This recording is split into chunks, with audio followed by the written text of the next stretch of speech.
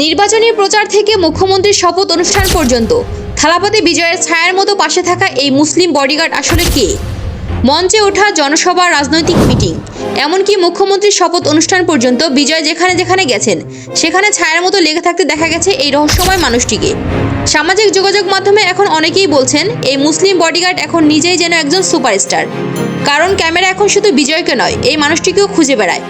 Facebook, YouTube সব জায়গায় viral একটাই প্রশ্ন, কে এই মুসলিম বডিগার্ড যিনি সবসময় থালাপতি বিজয়কে আগলে রাখেন? এই আলোচিত মানুষটির নাম নাঈম মুসা। সবচেয়ে বড় পরিচয়, তিনি একজন ধর্মপ্রাণ মুসলিম। একটি রক্ষণশীল মুসলিম পরিবারে বেড়ে ওঠা নাঈম মুসা আজ আন্তর্জাতিক পর্যায়ের একজন নিরাপত্তা বিশেষজ্ঞ।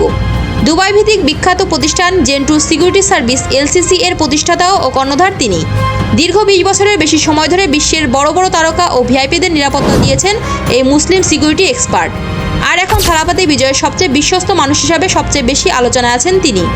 অনেকেই মনে করছেন ধর্মবর্ণের ঊর্ধ্বে উঠে সবাইকে সঙ্গে নিয়ে এগোতে চান বিজয়। একটি ধর্মনিরপেক্ষ ও সবার জন্য সমান রাষ্ট্র গড়ার যে বার্তা দিচ্ছেন তিনি, নাঈম মুসার মতো একজন মুসলিমকে এতটা বিশ্বাস করার মধ্যেও নাকি সেই বার্তাই ফুটে উঠেছে।